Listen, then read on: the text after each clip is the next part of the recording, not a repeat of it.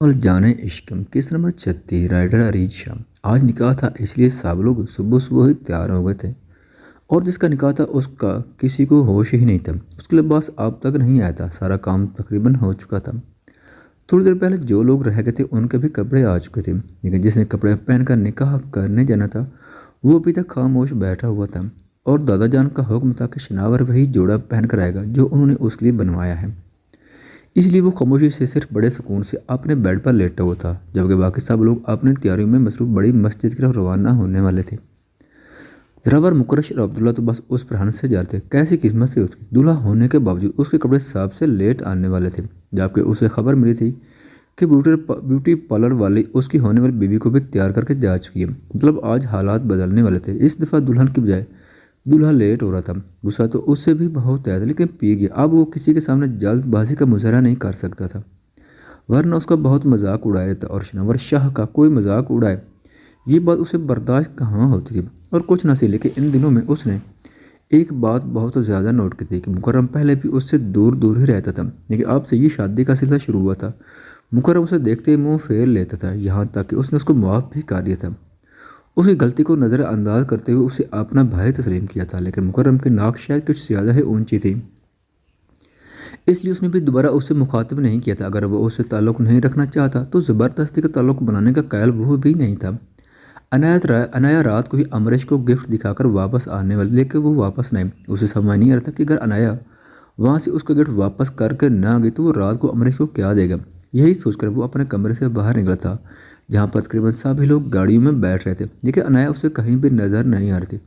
न जाने वो कहाँ चली गई थी। एक हफ्ता पहले उसके साथ जाकर उसने सबसे महंगा और खूबसूरत ड्रेस लिए थे, वो भी उसी के पैसों से। और आज वो वही सूट पहनने वाली थी, लेकिन वो तो सब पहनते जब वो नजर आती। न जाने ये लड़की कहाँ छुप कर बैठ गई थी, लेकिन अपनी दुल्हन आप ही के पहलू में बैठी होगी। यार दूल्हे के बारे में भी कोई सोचो। वो सब लोग बाहर निकल थे जब उसने ऊपर से दुहाई दी। फ़ोन किया हुआ है उस आदमी को। उसने कहा है कि कुछ देर में आकर सूट दे जाएगा। हम मस्जिद में जाकर तैयारियां देख रहे हैं, तब तक तुम तैयार होकर आ जाना। तुम्हें कौन सा मेकअप करना है जो तुम इतने परेशान हो रहे हो। आराम सुकून से तैयार होकर आ जाना, निकाह को अभी बहुत सारा टाइम है, दादा जान ने उसे देखते हुए कहा। और सारे लड़कों को बाहर चलने का इशारा किया। वाह, मतलब ये लोग दूल्हे को अकेले कमरे में छोड़कर जा रहे हैं। बहुत गलत बात है, बहुत ही गलत बात है। वो मुँह ही मुँह में बुड़ बता वापस अपने कमरे की तरफ आ गया था। फूफू अनाया कहाँ है यार? मैंने उसको कहा था वो मेरे साथ आएगी ना, तो वो पार्लर में मेरे साथ है ना यहाँ मेरे साथ है। पता नहीं ये लड़की कहाँ चली गई। देखे वो तैयार भी हुई है या नहीं। वो लोग अमरीश को मस्जिद ले जाने की तैयारियां कर रहे थे, जबकि अनाया उसे कहीं नज़र नहीं आ रही थी। सुबह से उसके दिल में अजीब तरह की बेचैनी हो रही थी, और ऐसे में अनाया भी गायब थी। उससे बात करके वो पुरस्कून हो जाती थी। वो तो मेरे ख्याल में मस्जिद पहुंच गई होगी, और तुम बेकार में यहाँ बैठी उसका इंतज़ार कर रही हो। जल्दी चलो, बाबा जान ने कहा कि तुम्हें पहुंचा दिया जाए। शनावर का भी सूट आ चुका है, वो भी तैयार होने गया हुआ है। फूफू ने उसे तफसील से बताया तो वो भी उठ गई। थोड़ी ही देर में उसे मस्जिद के लिए रवाना कर दिया गया, जबकि शनावर की तैयारी भी एंड लगी हुई थी। वो नहा कर बाहर निकलेंगे तो अपने कमरे में उसे कुछ अजीब महसूस हुआ। उसने किसी को तेजी से अपने कमरे से बाहर निकलते देखा था, लेकिन कौन आया था उसके कमरे में वो समझ नहीं पाया। वो तेजी से दरवाजे की तरफ कदम बढ़ाने ही लगा था कि बेड के बिल्कुल पास ज़मीन पर उसे अनाया बेहद बुरी हालत में पड़ी हुई नजर आई। उसकी हालत इतनी ख़राब भी थी कि शनावर को समझने में ज़्यादा वक्त ना लगा कि उसके साथ क्या हुआ है। वो फ़ौरन उसके पास आता उसे गाल पर थप थप आने लगा। उसने रात के वही मेहंदी वाले कपड़े ही पहन रखे थे जो जगह जगह से फटे हुए थे। चेहरे पर थप्पड़ों के निशान थे। उसकी हालत देखकर वो सचमुच में काम कर रह गया। अनाया अनाया उठो, बताओ मुझे किसने किया है तुम्हारे साथ ये सब कुछ। अनाया अनाया उठो। वो बेचैनी से आगे पीछे पानी डांटने लगी, जब अचानक दादा जान और बाबा जान कमरे में दाखिल हुए। बाबा जान ये देखा अनाया के साथ किसी ने चटाक चटाक बेगैरत। मैंने तुम्हें क्या समझा था और तुम क्या निकले। तुमने ये भी ना सोचा कि वो एक बच्ची है। तुझे शर्म नहीं उस मासूम की ज़िंदगी तबाह करते हुए। दादाजान उसके मुंह पर थप्पड़ लगाया जा रहा था, जबकि वो हैरान सा उनको देख रहा था। वो उसके बारे में ऐसा कैसे सोच सकते थे, जबकि अचानक ही पीछे से अनाया के बाबा को कमरे में दाखिल होते देख वो भी परेशान हो गया था। वो भागते हुए ज़मीन पर पड़ी अपनी बेटी के पास पहुंचे थे, जिसकी हालत देख वो धाड़े मार कर रोने लगे। बाबा आपको गलत एक लफ्ज़ नहीं शनावर, बस खामोश। कल रात से गायब है उसकी बेटी, कल रात से।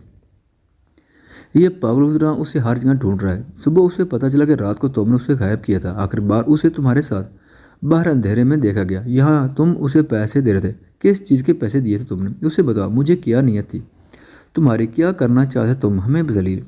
یہ کیا ہے تم نے ایک معصوم سی بچی کے ساتھ، صرف 13 سال کی ہو، تمہیں رحم نہ آیا اس پر؟ بابا نے ایک بار پھر سے اس پر ہاتھ اٹھایا تھا۔ بابا میں نے کچھ نہیں کیا، کچھ نہیں کیا، آپ بس انایا کو ہوش میں آنے دیں، وہ خود آپ کو بتائے گی۔ وہ انہیں یقین دلا تو وہ ایک بار پھر سے بیڈ کی طرف بھاگا تھا۔ وہ انایا کو جھنجھوڑ رہا تھا لیکن اسے ہوش نہیں آ رہا تھا۔ دور رہو، مت چھونا میری بیٹی کو اپنے ان گندے ہاتھوں سے، اس کی زندگی تباہ کر دی تم نے۔ اب کیا چاہتے ہو؟ تم چلے جاؤ، دفع ہو جاؤ یہاں سے۔ انایا کے بابا نے اسے دھکا مارتے ہوئے انایا سے دور کیا تھا۔ انکل پلیز میرا یقین کریں اور اسے میرے ساتھ ابھی ہسپتال لے کر چلیں، وہاں دودھ کا دودھ پانی کا پانی ہو جائے گا، ساری سچائی سامنے آ جائے گی۔ یہاں بات صرف آپ کی بیٹی کی زندگی میرے کردار کی۔ یقین کریں اگر انایا نے ایک بار بھی کہا کہ میں نے اس کے ساتھ کچھ بھی برا کیا، اسی وقت اس سے نکاح کر لوں گا، میں اسی وقت اسے اپنے نکاح میں لے لوں گا۔ آپ اسے میرے ساتھ ہسپتال لے کر چلیں۔ وہ انہیں یقین دلاتے ہوئے کہنے لگا، نکاح تو تمہیں ہر حال میں اس کے ساتھ کرنا پڑے گا کیونکہ یہ تمہارے کمرے سے اس حالت میں ملی ہے اور آخری بار اسے تمہارے ساتھ دیکھا گیا تھا، یہاں تک کہ اسے اس کمرے میں بلانے کے لیے تم نے اسے لالچ بھی کیا تھا۔ وہ بچی تھی، معصوم تھی، تمہاری نیت سمجھے بنا تم پر یقین کر کے یہاں آ گیا اور تم نے بس بابا جان بس مجھے میری نظروں میں مات گرائیں، اسے لے کر چلیں ہسپتال، فی الحال اسے ٹریٹمنٹ کی ضرورت ہے، اسے ڈاکٹر کی ضرورت ہے۔ وہ ان کے سامنے ہاتھ جوڑتے ہوئے بولا تو ارسلان صاحب خاموش ہو گئے۔ ابھی 2 دن پہلے کی بات ہے جب شناور کی ساری سرگرمیاں ان کے سامنے آ گئی تھی۔ اس کی 1000 طرح کی لڑکیوں سے دوست تھی اور دوستی کافی آگے بڑھ چکی تھی کہ انہیں تحفے تحائف دیتا تھا اور ہوٹل میں ملاقات بھی ہوتی تھی۔ ایسے میں انہیں شناور کی شادی امریش کے ساتھ کرنا ایک سراسر غلط فیصلہ تھا، لیکن دادا جان نے یہ کہہ کر ٹال کی شادی کے بعد سدھر جائے گا۔ یہ سارے شوق شادی سے پہلے کے ہوتے ہیں، لیکن اب انہیں اپنا یہ فیصلہ پھر سے غلط لگنے لگا تھا۔ وہ انایا کی زندگی تباہ کر چکا تھا، ایک چھوٹی سی بچی کو برباد کر چکا تھا، لڑکی کو ہوش آ چکا ہے، اس کے ساتھ زیادتی کی گئی ہے اور اس کے ساتھ یہ زیادتی کس نے کی ہے یہ تو وہ خود ہی بتائے گی، لیکن فی الحال وہ بہت زیادہ ڈسٹرب ہے، اس لیے آپ لوگوں کو خاص خیال رکھنا پڑے گا۔ اس کے سامنے کچھ بھی الٹا سیدھا بول کر اس کی ذہنی کنڈیشن کو مزید خراب مت کیجیے گا۔ ڈاکٹر ان کے سامنے کھڑی انہیں بتا رہی تھی، جی ڈاکٹر ہم کچھ نہیں کریں گے، بس آپ ہمیں اس سے ملنے کی اجازت دیں۔ ارسلان صاحب نے دیکھتے ہوئے کہنے لگے تو ڈاکٹر نے ہاں میں سارے لائے اور اس کے ساتھ ہی سب سے پہلے شناور کمرے کے اندر داخل ہوا تھا۔ یہ الگ بات ہے کہ اسے انایا کے پاس کسی نے نہیں جانے دیا تھا۔ اپنے بابا کو دیکھتے ہی وہ ان کے سینے سے لا کر پھوٹ پھوٹ کر رونے لگی۔ اس کے بابا کا حال بھی کچھ ایسا ہی تھا۔ شناور وہیں تھوڑے فاصلے پر ان سے روک گیا۔ ارسلان صاحب اس کے سر پر ہاتھ رکھتے اسے تسلی دینے کی کوشش کی تھی، میری بچی بتاؤ تمہارے ساتھ یہ ظلم کس نے کیا ہے؟ کس نے کیا ہے تمہارے ساتھ اتنا بڑا ستم؟ دادا جان اس کے پاس رک کر اس سے پوچھنے لگے، لیکن وہ تو اپنے بابا کے گلے رگے روئے جا رہی تھی۔ تو بیٹا کیا تمہارے ساتھ یہ سب کچھ شناور نے کیا؟ وہ اس کے سر پر ہاتھ پھیرتے ہوئے پوچھنے لگے تو وہ ایک نظر انہیں دیکھتی ہاں میں سر ہلا گئی۔ شناور ان کے پیچھے کی طرف کھڑا تھا، اس لیے وہ اس کے جواب کو دیکھ نہیں پایا تھا، لیکن دادا جان کی اگلی بات پر وہ دونوں ہی سکتے میں آ گئے۔ ارسلان مولوی کو ابھی اور اسی وقت بلاؤ، نکاح ہوگا انایا اور شناور کا۔ وہ اپنی بات مکمل کرتے ہوئے اپنے موبائل پر آنے والی کال کو دیکھنے لگے۔ مکرش شناور کا نکاح انایا کے ساتھ ہوگا، وہاں امریش کا نکاح مکرم سے کروا دو، امریش سے کہہ دینا کہ شناور اس کے قابل نہیں ہے، اور تم میرا منہ کیا دیکھ رہے ہو؟ میں نے کہا جا کر مولوی کو بلا لاؤ۔ انہوں نے بہت غصے سے ارسلان صاحب کو دیکھتے ہوئے کہا تو وہ سر جھکا کر کمرے سے باہر نکل گئے، جبکہ ان کے سامنے سے ہٹتے شناور کو اپنے سامنے دیکھا اس کے رونگٹے کھڑے ہو گئے تھے۔ وہ سرخ نگاہوں سے اسے گھورے جا رہا تھا، وہ اس پر ایسا گھٹیا بے بنیاد الزام لگا سکتی، یہ تو اس کے وہم گمان میں بھی نہ تھا۔ کب کہاں کون سے لمحے اس نے اس کے ساتھ کسی طرح کا غلط سلوک کیا تھا جس کی بنا پر وہ اسے اتنا بڑا الزام دے رہی تھی۔ تھوڑی ہی دیر میں مولوی صاحب آ گئے۔ شناور نے کسی طرح کا کوئی احتجاج نہیں کیا تھا، اسے جہاں کہا گیا اس نے وہاں سائن کرتا گیا، جبکہ انایا بھی خاموشی سے پیپرز پہ اپنا نام لکھتی گئی۔ یہ سب اس طرح سے ہوگا کسی نے سوچا تک نہیں تھا، لیکن ہم جو سوچتے ہیں وہ ہو جائے یہ ضروری تو نہیں۔ وہ خاموشی سے کمرے سے باہر نکلا تھا، اگر کوئی اس پر یقین ہی نہیں کرا تو پھر کسی کے سامنے اپنی صفائیاں دینا اسے بھی پسند نہیں تھا۔ یہ اس کی فیملی تھی، اس کے گھر والے تھے، اس کے اپنے تھے، اگر وہی اس پر یقین نہیں کر رہے تھے تو پھر دوسروں سے کیا امید رکھتا؟ انایا نے ایسا کیوں کیا؟ اس پر اتنا گھٹیا الزام کیوں لگایا؟ آخر اس لڑکی نے ذہن میں یہ ساری باتیں کہاں سے ہیں؟ وہ اس کی معصومیت کا گواہ تھا، وہ جانتا تھا انایا اتنا آگے تک نہیں سوچ سکتی۔ اس نے اس لڑکی کے ساتھ 4 مہینے گزارے تھے، 4 مہینوں سے وہ اس کی ہر بات کو سمجھ رہا تھا۔ وہ جانتا تھا کہ وہ چاکلیٹ اور آئس کریم کی دیوانی لڑکی اس طرح کی سوچ اپنے دماغ میں نہیں لا سکتی۔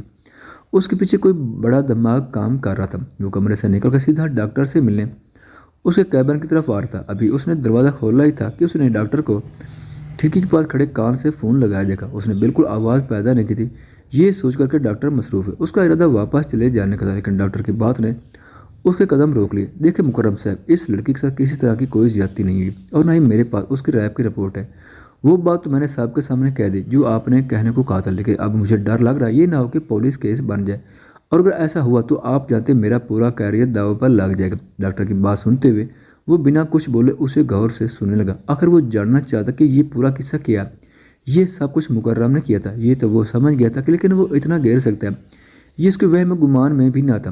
ابھی تک وہ یہی سوچ رہا کہ انایا کے ساتھ یہ ظلم کس نے کیا ہے، یہ سب کچھ اس کے ساتھ کیوں کیا گیا، اور کون اس کا دشمن تھا جو اس کی معصومیت کو تباہ و برباد کر گیا۔ لیکن یہ جان کر اسے کہیں نہ کہیں سکون ملا تھا کہ انایا کے ساتھ کسی طرح کا کوئی ریپ نہیں ہوا تھا۔ یہ سب ایک سوچی سمجھی سازش ہے، اور یہ سازش مکرم نے کی تھی، لیکن وہ جاننا چاہتا تھا کہ مکرم نے ایسا کیوں کیا، آخر اس کے ساتھ اس کی کیا دشمنی تھی۔ ٹھیک ہے، آپ بس مجھے میرے پیسے بھجوا دیں اور یہ قصہ یہیں پر ختم کر دیں، میں مزید ان سب چیزوں میں نہیں پڑھنا چاہتی، مہربانی کر کے میرا نام کہیں پر بھی نہیں آنا چاہیے۔ ڈاکٹر بہت پریشان لگ رہے تھے۔ ٹھیک ہے، مجھے کوئی اعتراض نہیں، آپ بس میری پیمنٹ کا انتظام کر دیں۔ وہ فون رکھتے ہوئے گہرا سانس لے مڑی ہی تھی کہ دروازے پر اسے کھڑا دیکھ اس کا رنگ فاق ہو گیا۔ شناور اس کو دیکھنے پر حیرت سے اسے دیکھتا ہوا گہرا سے مسکرا کر اندر داخل ہوا۔ اس کا انداز ایسا تھا جیسے اس نے اس کا بہت بڑا راز پکڑ لیا۔ اس کے چہرے پر کسی قسم کی پریشانی نہیں تھی، بلکہ وہ مسکراتے ہوئے اندر داخل ہوتا۔ فون پر کیوں منگ رہی ہو ڈاکٹر صاحب؟ آئیں، یہ خادم میم کو مکرم صاحب کے گھر لے کر جاتا ہے، آپ ایسا کیجیے کہ وہ ان کے منہ کے سامنے کھڑے ہو کر پیسے مانگیے گا۔ کیا خیال ہے آپ کا اس بارے میں؟ میرے خیال میں یہ بات آپ کو مکرم کو روبرو کرنی چاہیے، نہ کہ موبائل فون پر۔ وہ اسے دیکھتے ہوئے کہنے، جبکہ ڈاکٹر حیرانی سے اسے دیکھتے نفی میں سر ہلانے لگے۔ کیا مطلب ہے آپ کا؟ مجھے تو اس بارے میں کچھ نہیں پتا، آپ کس چیز کے بارے میں بات کر رہے ہیں؟ میرے خیال میں آپ کو کوئی غلط فہمی ہوئی ہے۔ ڈاکٹر نے اپنا لہجہ درست کرتے ہوئے اپنے ماتھے پہ آیا پسینہ صاف کیا تھا۔ جی میں غلط فہمی کی ہی بات کر رہا ہوں، آئیں میرے ساتھ چلیں، اس غلط فہمی کو چل کر ہم مکرم کی حویلی میں دور کرتے ہیں، آئیں میرے ساتھ۔ وہ مڑے ہی تھے کہ ڈاکٹر نے پریشانی سے پکڑا، آپ کیا کر رہے ہیں؟ مجھے کچھ سمجھ نہیں آ رہا، آپ پلیز، اگر تم نہیں چاہتی کہ تمہاری یہ نوکری خطرے میں آئے تو تمہاری بہتری اسی وقت میرے ساتھ وہاں چلو جہاں میں تمہیں لے کر جانا چاہتا ہوں۔ اور دوسری بات، تم نے میرا کردار مشکوک کیا، مجھ پر ریپ کا الزام لگا کر میں چاہوں تو 1 منٹ کے اندر تمہارا پورا کیریئر تباہ کر سکتا ہوں، اس لیے بہتر ہے کہ خاموشی سے میرے ساتھ چلو ورنہ تمہارے لیے اچھا نہیں ہوگا۔ وہ اسے گھورتے ہوئے بولا تھا، جبکہ ڈاکٹر پریشانی سے اپنے چہرے پر ہاتھ مارنے لگا۔ ایک طرف اس کا پورا کیریئر تھا، جبکہ دوسرا مکرم سے ملنے والی موٹی رقم۔ ہر طرف سے اپنا کیریئر بچانا بہتر لگ رہا تھا۔ آخر وہ اس کے ساتھ چلنے کو تیار ہو گئی تھی، اور یہ کیس کی ساری معلومات بھی اسے دینے لگی۔ ہر طرف خاموشی چھائی تھی، کتنی آسانی سے وہ اپنا من پسند شخص چھوڑ کر کسی اور کے نکاح میں آ گئی تھی۔ اسے اب تک یقین نہیں آ رہا کہ وہ چھوٹی سی لڑکی جو پچھلے 4 مہینوں سے اس کے دائیں بائیں گھومتے نہیں تھکتی، اس کے ساتھ شناور ایسے گھٹیا حرکت کر سکتا ہے۔ اس کا دل چاہ وہ پھوٹ پھوٹ کر روئے، اسے غصہ آ رہا تھا لیکن وہ کچھ نہیں کر پا رہی۔ وہ کیسے بھی انایا کے پاس پہنچ جانا چاہتے، لیکن انہیں پتہ چلا تھا کہ انایا ہسپتال میں ہے۔ تھوڑی دیر پہلے اس کا دولہا بدل گیا تھا اور اسے ہمیشہ کے لیے مکرم کے نام کر دیا گیا تھا۔ وہ خاموشی سے اسے اپنا چکی تھی، لیکن شناور شاہ اس کے قابل نہیں تھا۔ شناور کس طرح کا انسان تھا، یہ بات اسے نادیہ کے آنے پر پتہ چلی تھی۔ جب اچانک آج صبح نادیہ چلی ہے، اس نے شناور کے بارے میں اس کے سامنے ایسے انکشافات کیے تھے کہ وہ خود حیران رہ گئے، لیکن شناور ایسا نہیں ہو سکتا۔ اس سوچ کے ساتھ اس نے اپنے قدم آگے بڑھا دیے تھے، لیکن انایا کی حالت کو سوچ کر اس سے شناور سے نفرت ہونے لگی تھی۔ اس کا دل چاہ رہا تھا کہ اگر وہ اس کے سامنے ہوتا تو اسے جان سے مار ڈالتے، اور اب اسے یہ سب کچھ کرنے کے لیے زیادہ انتظار نہیں کرنا پڑا، کیونکہ وہ لوگ گھر آ رہے تھے۔ وہ اسے جواب مانگنا چاہتی تھی اور شناور سے اسے جواب چاہیے تھا۔ وہ سب خاموشی سے بیٹھے ہوتے، دلہن کی آمد پر گھر میں جو تیاریاں اور رسومات کا انتظام کیا گیا، مجبوری کی وجہ سے وہ سب کچھ ہی انہیں کرنا پڑا تھا، کیونکہ خاندان اور برادری میں ابھی تک یہ بات نہیں پھیلی تھی۔ دولہا بدلنے کی یہی وجہ بتائی گئی کہ شناور ہسپتال میں ہے۔ لوگوں نے تفصیل میں جاننے کی کوشش تو بہت کی، لیکن ان سب نے کسی نہ کسی طریقے سے بات کو ٹال دیا تھا۔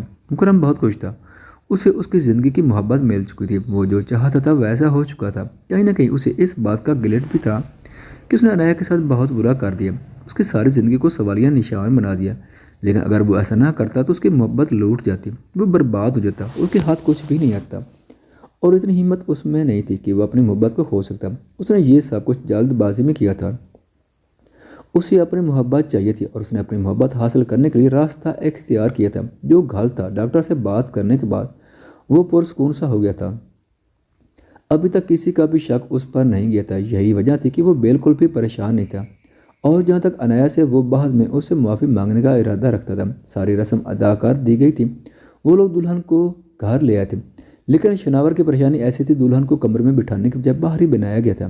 سب لوگ آہستہ آہستہ اپنے گھروں کی طرف نکل چکے تھے، اور جو لوگ مہمان تھے انہیں بھی ان کے کمروں میں پہنچا دیا گیا تھا۔ شناور، دادا جان اور نیا سے واپسی ایک ساتھ ہوئی، جبکہ شناور اپنی گاڑی میں الگ سے آیا تھا کیونکہ اس کے ساتھ ڈاکٹر بھی تھی۔ وہ ڈاکٹر کو اپنے ساتھ کیوں لایا تھا کوئی نہیں جانتا تھا، کیونکہ دادا جان تو اسے مخاطب ہونا بھی پسند نہیں کرتے تھے، یہاں تک کہ بابا نے بھی اس سے کوئی سوال نہیں کیا تھا اور وہ بھی کسی کو کوئی بھی صفائی نہیں دے رہا تھا۔ ان کی واپسی کی خبر ملتے سب لوگ حال میں آ چکے تھے۔ امریش تو بس انایا کو دیکھنے کے بے قرار تھی۔ اس نے گھر کے اندر قدم رکھا تو سبھی لوگ اسے دیکھ رہے تھے۔ سادہ سے لباس میں وہ چادر اوڑھے اندر قدم رکھ چکی تھی۔ یہ سب کیا ہو رہا ہے اسے کچھ بھی سمجھ نہیں آ رہا تھا۔ ڈاکٹر کا کہنا تھا کہ وہ ابھی تک اس صدمے سے باہر ہی نہیں نکل پا رہے۔ وہ بھی یہی سب کچھ دیکھ جب امریش تیز سے آگے بڑھتے اس کے قریب سے گزرتے شناور کے سامنے جا رکی اور زوردار تمانچہ اس کے منہ پر دے مرا۔ گھٹیا ذلیل شخص، تمہیں شرم نہیں ہے ایک چھوٹی سی معصوم بچی کی زندگی تباہ کرتے ہوئے؟ کیوں کیا تم نے اس کے ساتھ ایسا؟ جواب دو مجھے۔ میں تمہارے بارے میں سب کچھ صبح ہی جان چکی تھی کہ تمہاری ایکس گرل فرینڈ نادیہ آئی تھی میرے پاس، مجھے سب کچھ بتاتے گئی تھی تمہارے گھٹیا گندے کردار کے بارے میں، تمہاری حقیقت کے بارے میں ایک ایک بات مجھ پر زہر کر گئی تھی، یہاں تک کہ تم نے اسے گھر سے بھگانے کی کوشش کی اور نہ جانے اسے ہوٹلوں میں مل کر کیا کیا گول کھلاتے رہے، لیکن اس کے باوجود بھی میں پیچھے نہیں ہٹی، یہ سوچ کر کہ شاید میں تمہیں بدل لوں گی، تمہیں ایک اچھا انسان بنانے میں کامیاب ہو جاؤں گا، لیکن نہیں۔ تمہیں کیا کیا ذلیل انسان؟ تم نے ایک معصوم لڑکی کی زندگی تباہ کر دی۔ جواب دو مجھے، کیوں کیا تم نے اس کے ساتھ ایسا؟ اس کے گریبان کو پکڑے اسے جھنجھوڑ رہی تھی مسز مکرم شاہ۔ میں ہر ایرے غیر کو جواب دینا پسند نہیں کرتا، اور دوسری بات میں گھٹیا ہوں، ذلیل ہوں، کریکٹر لیس ہوں، کم از کم تمہارے قابل تو بالکل بھی نہیں ہوں۔ تمہیں ایک بہت قابل اور نیک انسان مل چکا ہے، لیکن اس کی حقیقت جاننے کے بعد اس کا ساتھ دینا، کیونکہ یہ جو سارا ڈرامہ کریٹ کیا گیا نا تمہارے لیے ہی کیا گیا۔ کیوں مکرم شاہ؟ ٹھیک کر رہا نا میں، یہ سب تمہارا ہی کھیلا ہوا کھیل ہے نا۔ اب تم مجھ سے یقیناً جاننا چاہو کہ میں ایسا کیوں کہہ رہا ہوں۔ فکر مت کرو، میں نہ تو جھوٹ بول اور نہ ہی میں یہ مذاق۔ یہ جناب تمہاری محبت میں پاگل ہو رہے ہیں کہ انہیں لگا کہ تمہیں حاصل نہیں کر پائیں گے، تم مر جائیں گے۔ پھر انہیں انتہائی گھٹیا کوشش کی۔ مجھے ہرگز اندازہ نہیں تھا کہ یہ تم سے اتنا پیار کرتا ہے، مجھے لگ رہا تھا یہ سب اس کے وقتی جذبات ہیں جو وقت کے ساتھ ختم ہو جائیں گے، لیکن نہیں، ایسا نہ ہوا۔ وہ تمہارے لیے سچی فیلنگ رکھتا تھا۔ امریش تم خوبصورت ہو، تمہیں دیکھ کر کسی بھی دلی خواہش ہوتی ہے کہ وہ تمہیں اپنے دلہن بنائے۔ اس سچ کے ساتھ میں نے مکرم کے بارے میں جاننے کے باوجود اپنے قدم پیچھے نہ ہٹایا، لیکن اس کی یہ خواہش کب ضد کا روپ اختیار کر گئی اسے خود بھی پتہ نہ چلا۔ اس نے میرا کردار مشکوک کیا، مجھے اس بات کا افسوس نہیں ہے۔ اس نے مجھ پر گھٹیا الزام لگایا، مجھے کریکٹر لیس کہا، مجھے دکھ اس بات کا بھی نہیں، لیکن میں صرف ایک بات پوچھنا چاہتا ہوں مکرم، ایک سوال کا جواب دو۔ اس 13 سالہ کی بچی نے تمہارا کیا بگڑا؟ کیوں اس کی زندگی تباہ کی؟ کیوں کیا تم نے اس کے ساتھ ایسا؟ ڈاکٹر صاحب، اس سے پہلے کہ یہ جناب اپنی صفائیاں دیں، آپ کو رپورٹ پڑھ کر سب کو سنائے، ورنہ آپ جانتے ہیں کہ آپ کے ساتھ کیا ہوگا، اور اس رپورٹ پر لگی اوریجنل سٹیمپ بھی سب کو دکھائیے گا تاکہ کسی کو یہ نہ لگے کہ میں کوئی جھوٹ بول رہا ہوں۔ اس نے سب کو رخ ڈاکٹر کی طرف کیا تھا جو ہاتھ میں پکڑی فائل کو تھامے کام پہ جا رہی تھی۔ سب لوگ اسی کو دیکھ رہے تھے۔ آخرکار اس نے ہمت کرتے ہوئے رپورٹ پڑھنا سٹارٹ کر دی۔ انایا کے ساتھ کسی طرح کی کوئی زیادتی نہیں کی گئی، اور اس کے بے ہوش ہونے کی وجہ اس کو دیا گیا ڈرگس ہے۔ اسے کسی طرح کا نشہ دیا گیا تھا جس کی وجہ سے وہ ابھی تک اپنے مکمل ہوش میں آئی ہی نہیں تھی۔ اسے ڈرایا دھمکایا گیا، اس کے علاوہ اسے تھپڑ بھی مارے گئے۔ شاید وہ اس آدمی کے بات ماننے کی راضی نہیں تھی جس کی بنا پر اس نے یہ قدم اٹھایا۔ وہ بزرگ سا مینٹلی ڈسٹرب ہے کیونکہ اسے ساری رات ایک بند کمرے میں اندھیرے میں رکھا گیا۔ اس کے علاوہ اس کے ساتھ ایسا کچھ بھی نہیں ہوا۔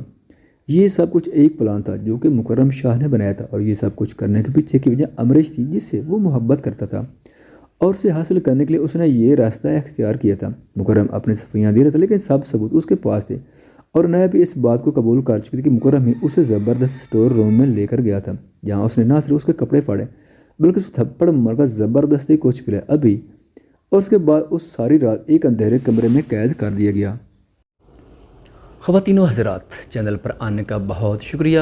اگر ویڈیو پسند آئے تو چینل کو سبسکرائب کریں اور ساتھ ہی بیل کے آئیکن کو لازمی پریس کریں تاکہ آنے والی ویڈیوز کی اپڈیٹ سب سے پہلے آپ تک پہنچ سکیں۔ شکریہ۔